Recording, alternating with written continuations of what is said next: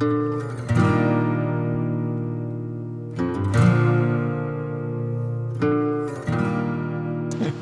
here with Gordie Lagore, and we're at Lynn Waters, what's it called? Lynn Headwaters Regional Park. Okay. Yeah. And you were just about to tell me something about this wall here. This little sign is kind of the entrance point to the trail where we're going to be heading into backcountry. I love this trail because you officially are off the grid as far as phone connection. So the only connection we'll have is an SOS. Yeah. And there's usually a sign starting about mid-March, yeah. And the headline says bear sightings. Okay. And so then what they do is they give the date and the time. Oh, yeah. So I do have a story about that I'll share a little bit later. Okay. But there's usually about mid-March, they have signs saying bears at large, be careful. Yeah. So my habit is I just have these little keys that I jangle when because I usually walk alone. I'm an introvert, and it's my time for solitude. Yeah. And I have never in all my years seen a bear when I jangle my keys. Oh, they see me. Yeah. I'm sure. Yeah. Except for one story I'm going to tell you that happened last year. Okay. So why don't we start walking and you can sure. tell us that story? Yeah. Okay. Well, one of the things I love about this trail is it's so wild. Like I said, there's no cell phone connection. You're up in the North Shore Mountains. Yeah. Between so we have Grouse on this side, Grouse Mountain here. Yeah. And then it forms a valley between there and Seymour Mountain, which is so both well-known and loved ski areas here in Vancouver. And it's so wide. I mean, look how wide this trail is, and it being so wild. So I often see people walking, families in community. They don't usually go as far as I would go. Some do. Some are rugged hikers, and they go a lot farther than I do. But it's just, I love the accessibility. Isn't it a gift? Yeah. That we're given this accessibility to such grandeur, beauty, and nature. Yeah, we just drove right up to the parking lot, and then here we are. Here we are. Yeah. So it's just such a gift to me. This is my Sabbath walk. I'm a pastor, so I usually come here on Monday. Oh, yeah. And I was inspired many years ago by the book Contemplative Pastor by Eugene Peterson. And he talks about seeing, just noticing, and the importance of just getting out and walking, and noticing, and paying attention. I can't remember where the concept came from, but the idea of the nature walk where you engage all of your senses.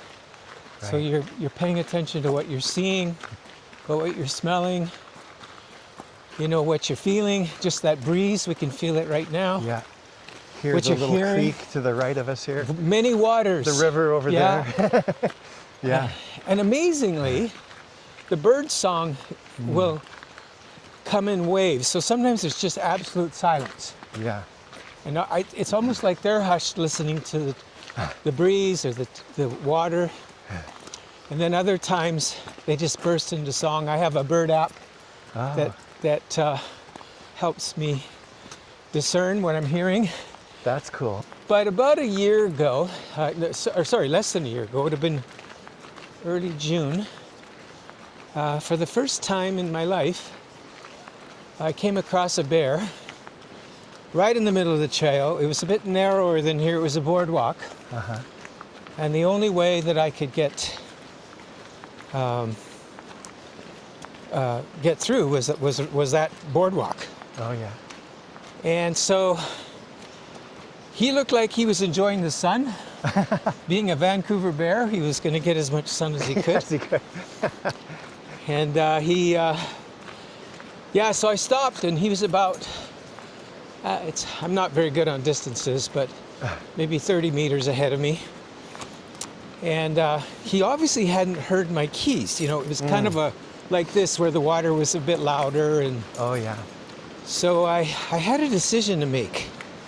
I thought, if I turn around and go back, I feel ripped off. I haven't had my watch. Yeah. Yeah. Yeah. So I decided to take a risk and jangle my keys. Yeah. And he looked over at me. He kind of looked like this. And looked a little annoyed. Said, oh, okay. And he kind of leans back and goes off the boardwalk. Oh, wow. So I thought, well, now I have to decide, do I trust this bear? Or is this an ambush? Yeah. Yeah. So I decide I have to confess. I softly breathed the words Jesus, because I could hear him grunting. Said a little prayer. Yeah, he was kind of grunting off in a little bush like this, like we see here. Yeah. And I walked by him and then went on my way, relieved. Yeah.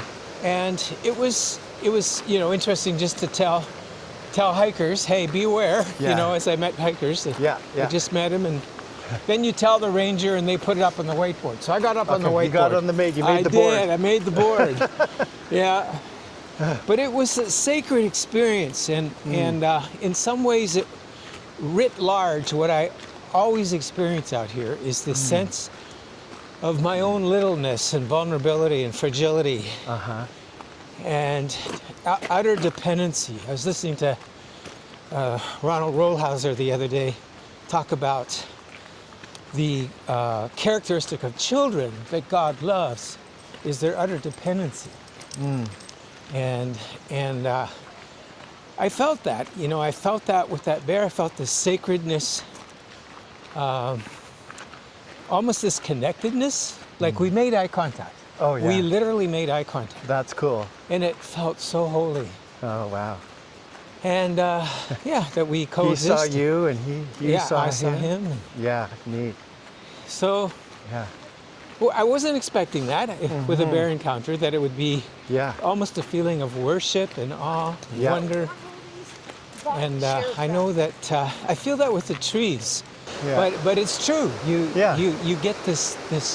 And it's more than a concept, isn't it? Yeah. You actually feel it when you're out here. Yeah. You actually experience it. Yeah. Yeah. And you feel revived. And the only way that I can describe that happens to me when I'm back is I feel like a human being again. It's hard to say more than that. I feel grounded, literally. Yeah. In mind, body, and spirit. Yeah. That's interesting, because it's like a spiritual experience, but it's actually making you feel more human. Yes. Yeah. Yeah. Creation. Yeah. I remember Jeff once writing, well, it's in his book. Jeff Imbach. Yeah. Imbach, about how creation is a gift of God's literally physical embrace of us. Like this, that's one way we can actually physically feel embraced by God. Yeah. And there's places on this walk, I don't know if we'll get there that far today, but there are places on this walk where you literally feel enfolded and embraced by two mountain peaks on each side. Oh, yeah. You just feel like they're towering over you and looking down on you in love. Oh, wow. Just this affection and this sense of welcome, and you belong here, and we're here for you. Yeah. We belong to each other. I love that. Going back to your bear experience, it's interesting. Like was sort of a part of that experience too, wasn't it? It wasn't like you don't belong here. It was you connected with the bear. Yeah, totally. Yeah. I felt a sense of respect. Obviously, I felt the respect for the bear, but I felt the respect from the bear. Yeah. That was very holy. Do you think, I think there is, that there's something about when you have those encounters, there's also a part of the experience is just that heightened, like maybe a little bit of fear and exhilaration and all the rest of it, and you survived it. You survived your first bear encounter. You lived to talk about it. Yeah, I would say that's the closest wild bear encounter I've ever had. I grew up with the grizzlies in northern Alberta. Oh, wow. But you know, I'd see them at a garbage dump, you know, when I go to dump garbage off, but you always have this safe distance. What struck me is when I saw that bear, I didn't have anywhere I could go. It was that bear and me. Yeah. And I didn't have a house I could run into. A car or anything. I didn't have a car, Yeah. so I've seen bears where I've had a house or a car. But this was the first time it was just that vulnerability. And it was scary, but it was holy. It felt so sacred.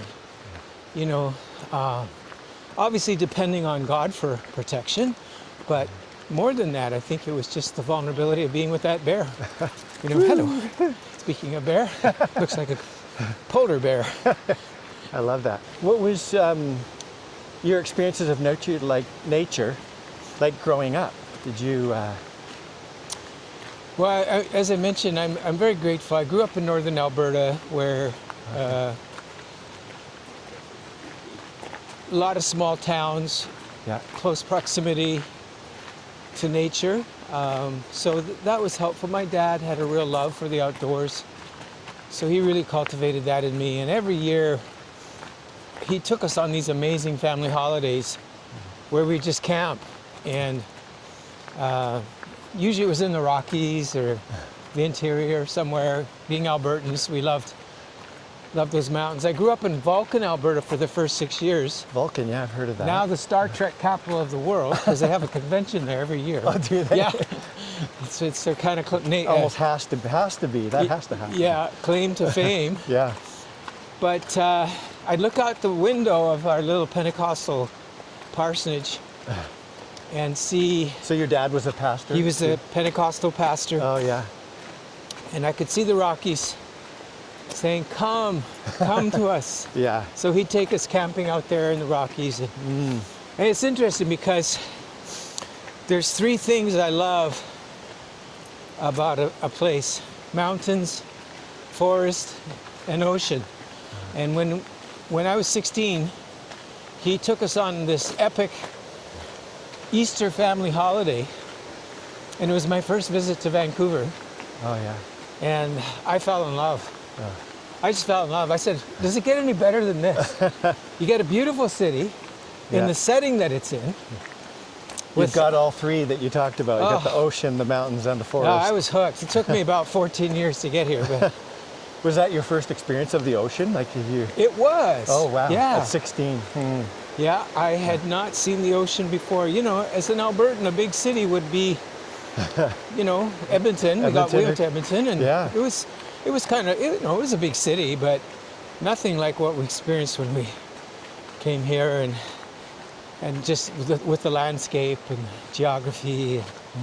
I still love northern Alberta. There's unique things about it that I love. The aspens in Alberta, they're incredible. I grew up with a love for them. The seasonal, you know, trees fall, and you get some of that here, but not as much.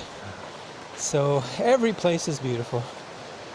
But this has been a very special landing spot, and we've lived within walking distance of where we live now for 35 years. So we could walk to worship, work, and live within that neighborhood, and to have this within 15, 20 minutes, you know, such a gift.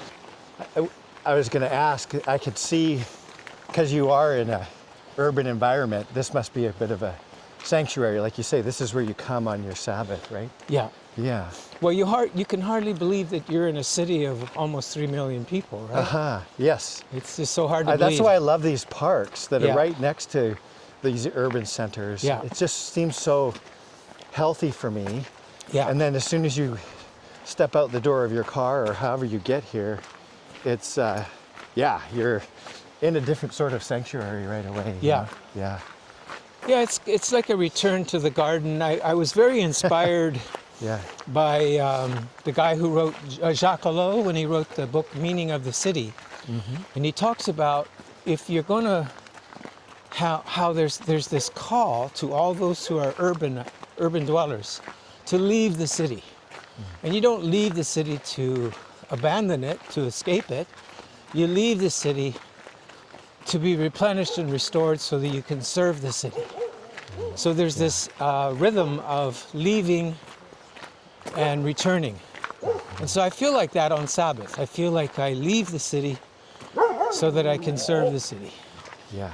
And as I said, I feel replenished, I return. I mean, there's an aspect of Sabbath where, of vulnerability, you give up a day of productivity. Yep. You give up a day of work. Yeah. A day where you could cross a lot of stuff off on your to-do list. And that requires some trust, doesn't it? It does. Yeah. So it's trusting this will get done and it'll be okay and I'm okay and yeah. And God can take care of the world. Yes. While I'm resting. Yeah. I also love Peterson's he reminds us of the Jewish cycle that their day would begin in the evening. And so your day begins with rest. Yeah. And then you wake and you sleep, trusting that God is at work, and you awake to join God in the work that God's been doing. Mm-hmm. And I think Sabbath is the same. I think it's just an elongated idea of that, where you start your week with rest, and then you join God in God's work. So that's helped me from burnout. I think it's created sustainability for me. Yeah, we spoke before, and you mentioned, you talked about you went through a pretty significant burnout. So this has been one thing that you've done that has helped recover from that. Yeah. And I think just disconnecting from social media, from devices, turning off notifications, all of those things help against the addictions of our kind of compulsiveness to, I don't know, fill an emptiness or boredom. Yeah, just stopping for 24 hours can help, can't it? Yeah, for sure.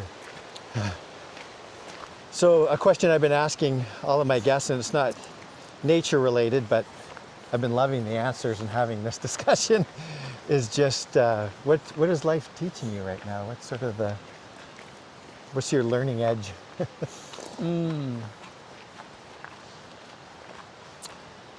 Yeah, what is life teaching me?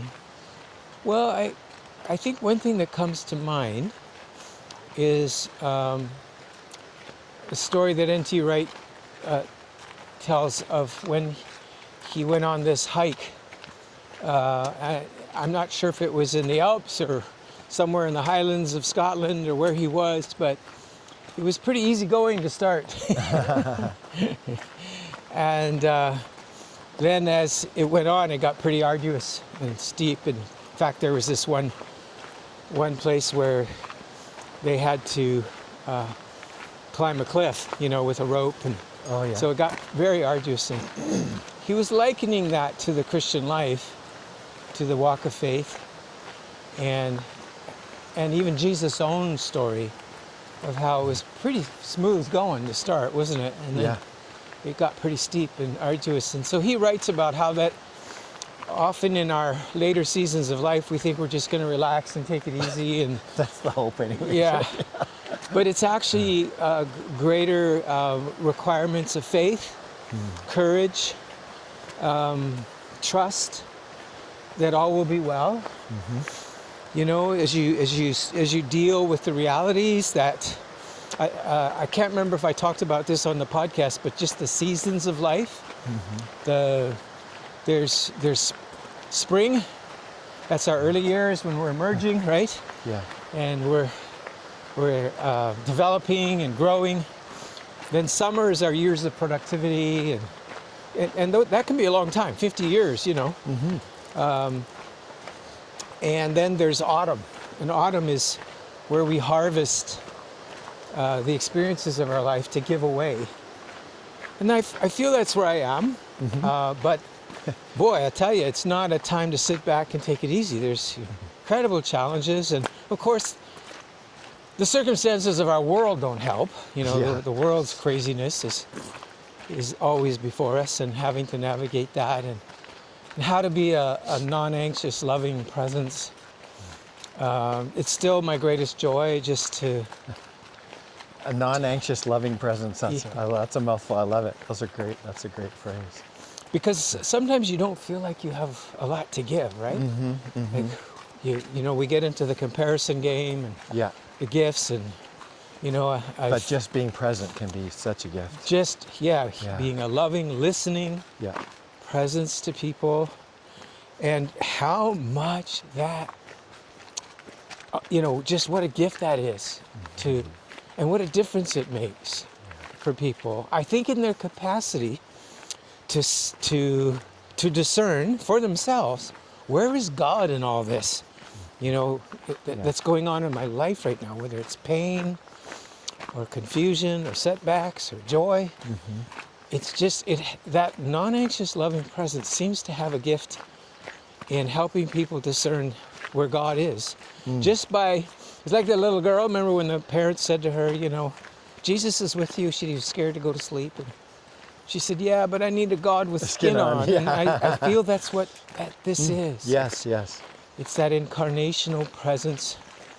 I went to the Soul Stream. Let me just say one thing before you say that too. I just want our listeners to know that you do, that's part of what you do these days, is you companion people and listen to them, and we call it spiritual direction or spiritual companionship. So yeah. Exactly. Right. Yeah. So please. Yeah, continue. kind of in that vein, I attended their first alumni weekend of spiritual directors. Oh yeah. At Rivendell a couple weeks ago. And I can't tell you how moved I was at one point to realize that I was in a room of at least 20 people who give their lives to this. Right. You And multiply that. You saw the people that their lives are touching, right? And how much care was represented in that room, how much compassion. Yeah. That these people literally live their lives to care.